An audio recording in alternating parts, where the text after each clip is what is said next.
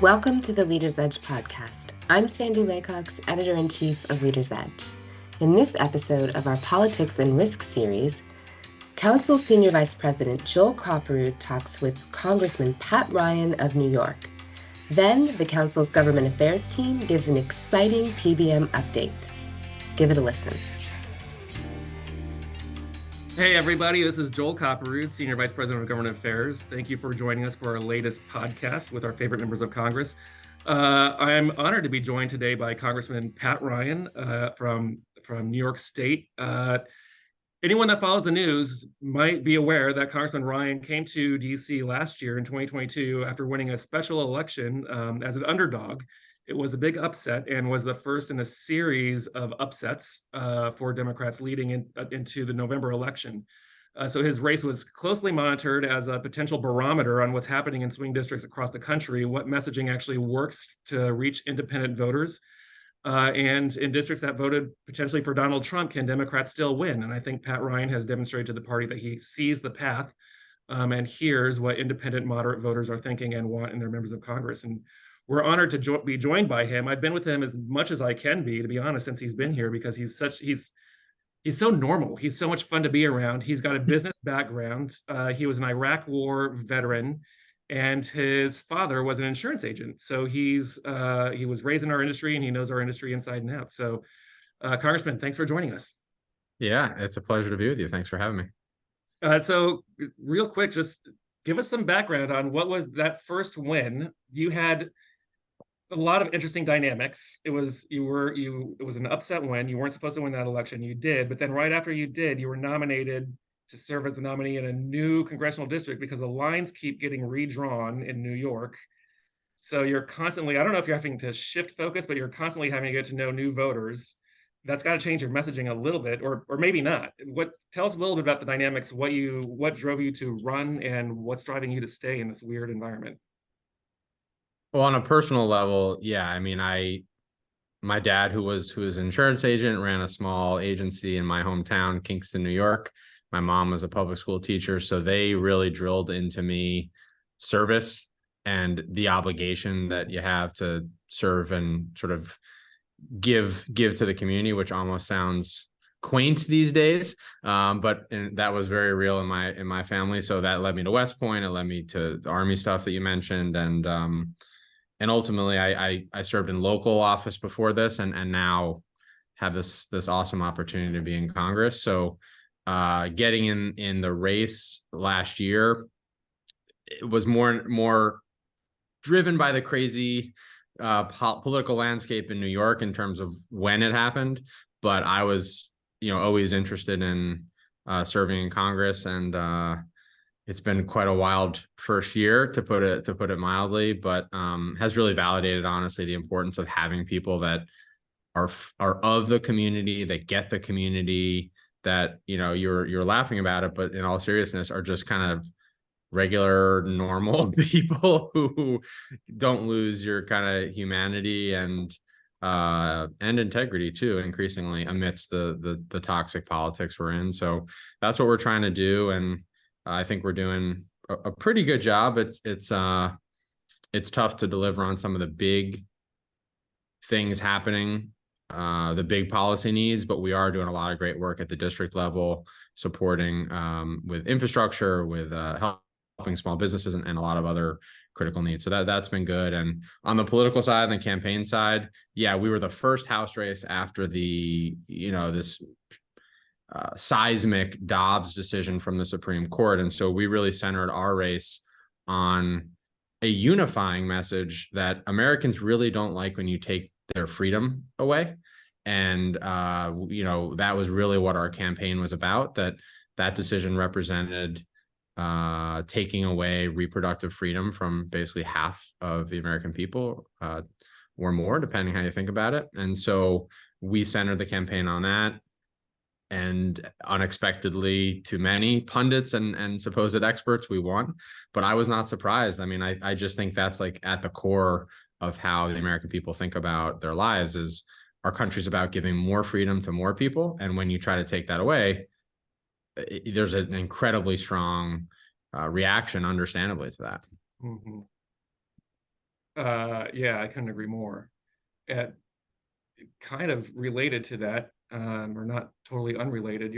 This week, President Zelensky is in town. The hot issue right now is whether or not Congress can get funding for Ukraine and get a border deal agreement, border security agreement, excuse me.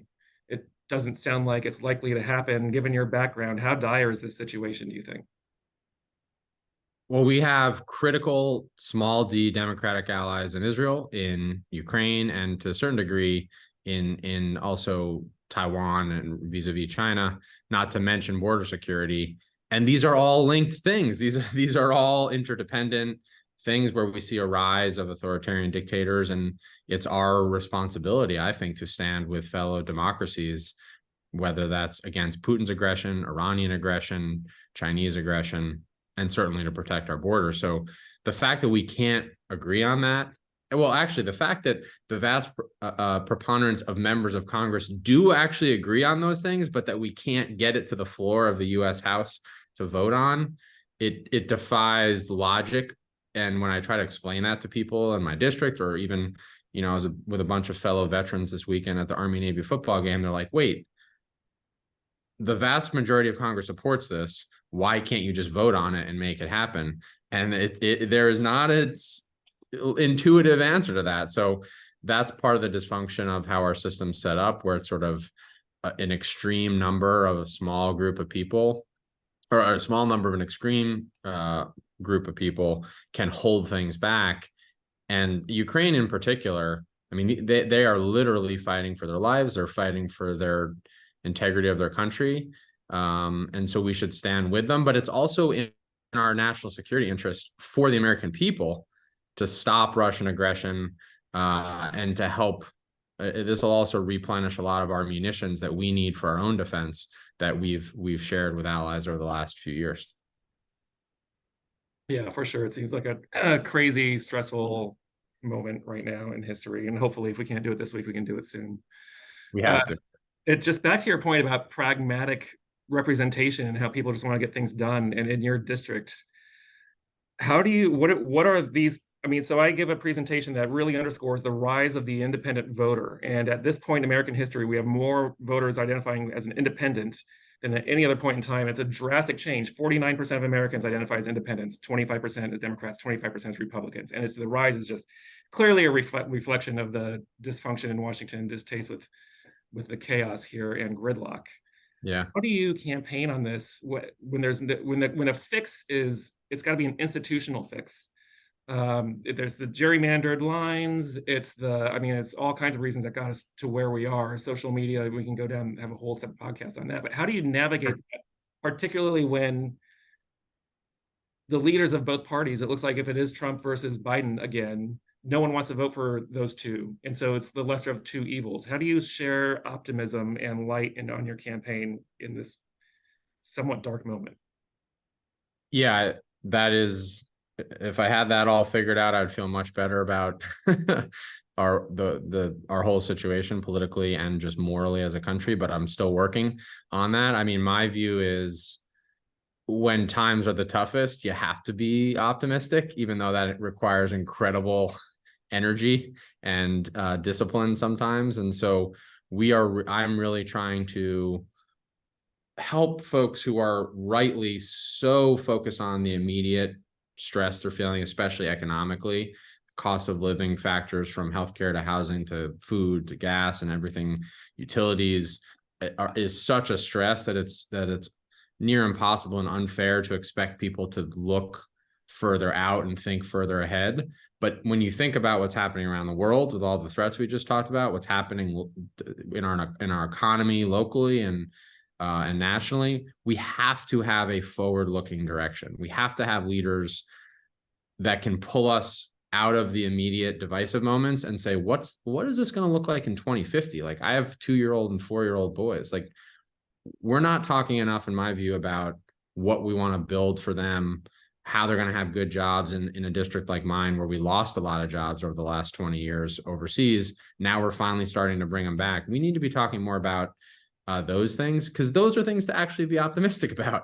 When we focus on the places of disagreement, which is what I think the party leaders of both parties are incentivized to do, then we pit each other against ourselves. And that is the answer to your question of why 49% of people are independent. My district is very independent. And what I think they've so far appreciated and hopefully continued to with how I've operated is I really do try to be independent on every vote I take, every decision I make, and think about the district.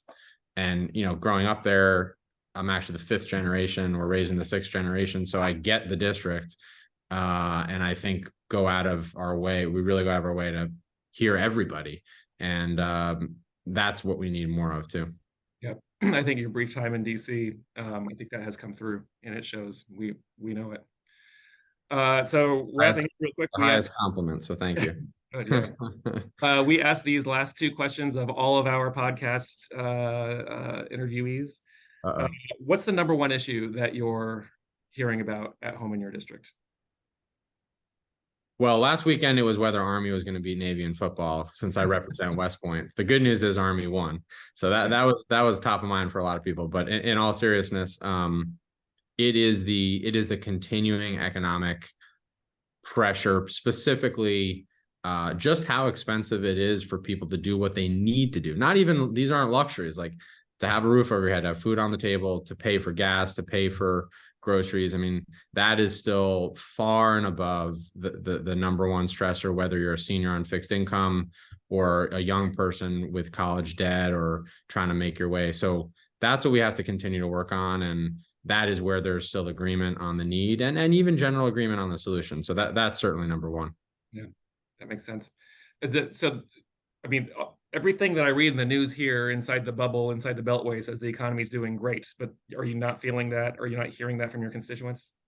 Well, I think it's a lot of those sort of traditional indicators that economists look to are doing well, from the stock market to GDP, and unemployment's record low in our district. But what has ultimately not worked is as costs have gone up dramatically, wages have not.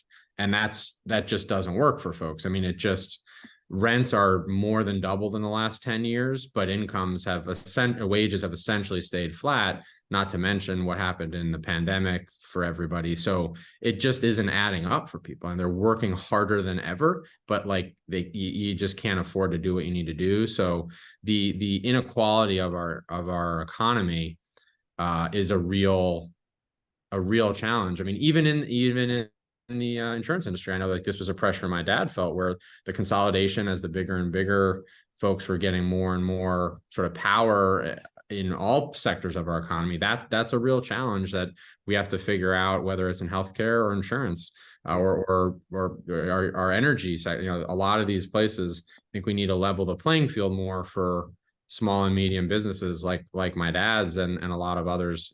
That's the preponderance of businesses in my district are small businesses just trying to, just keep it going, basically.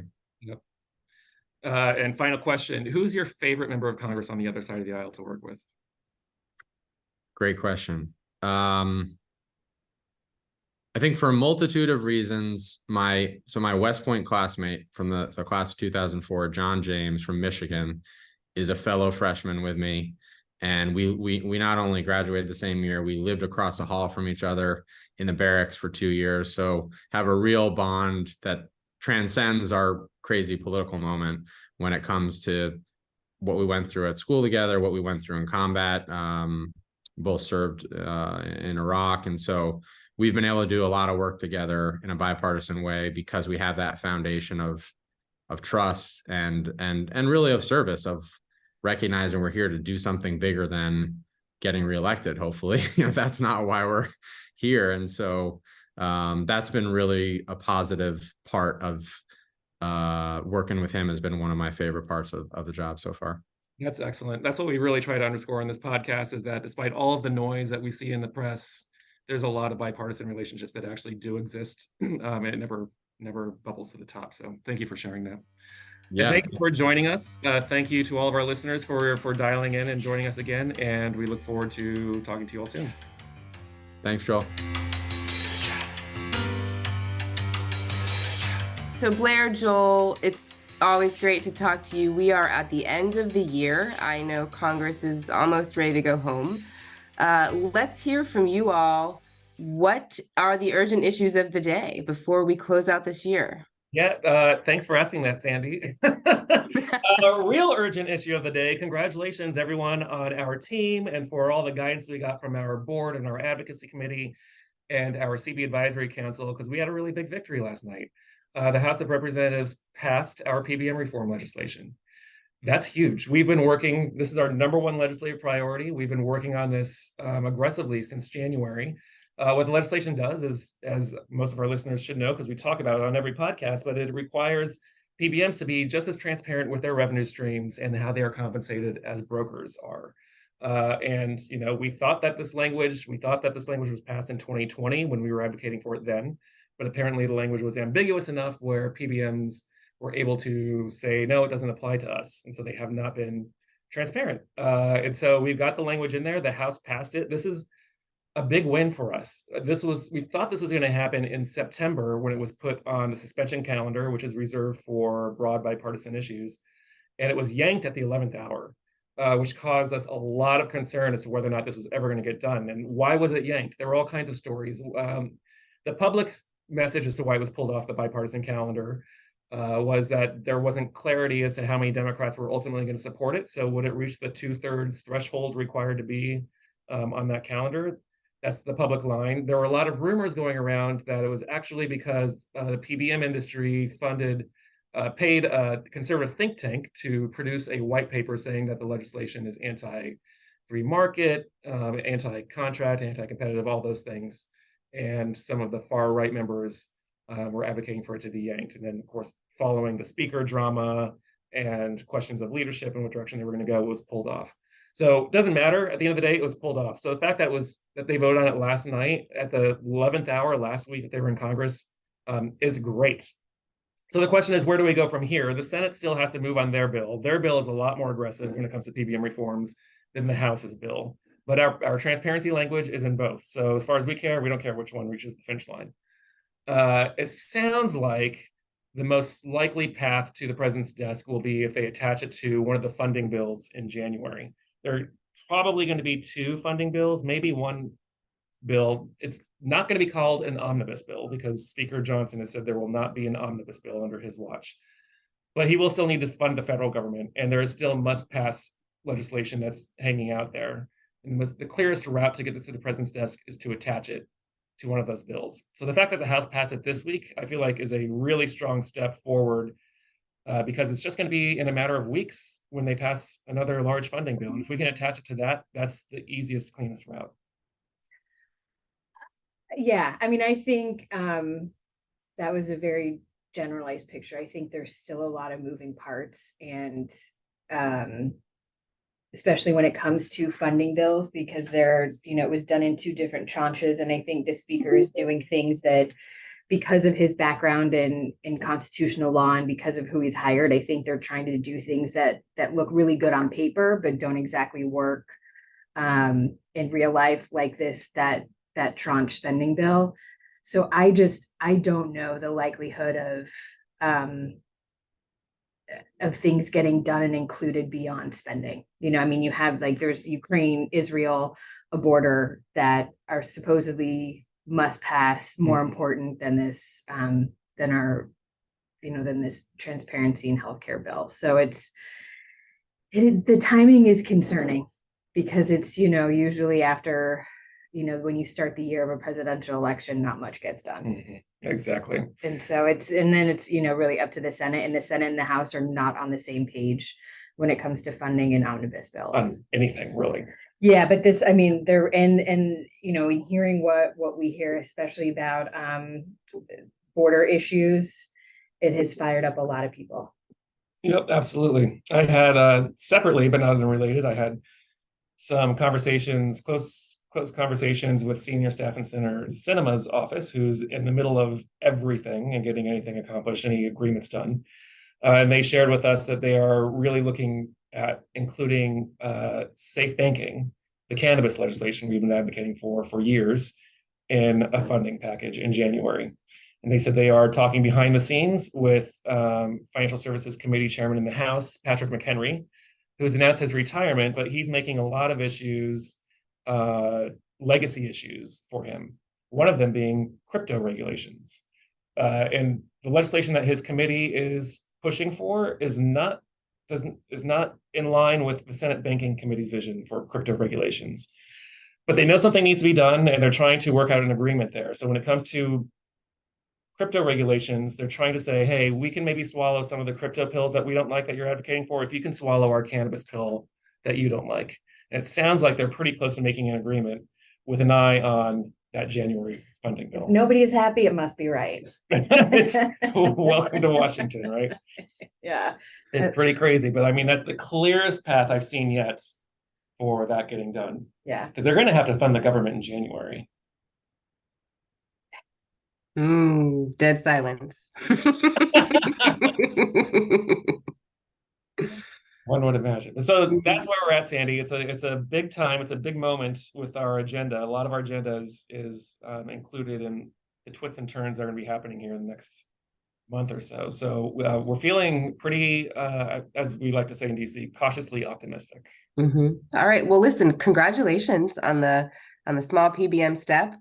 Or big step. That's great, and we're excited to see that go forward. And great conversation with the congressman. Really exciting to hear from him, and just interesting to hear the stuff that you've mentioned, the border, the security, and the stuff that's stuck up there. So it's hopefully we'll see that stuff move.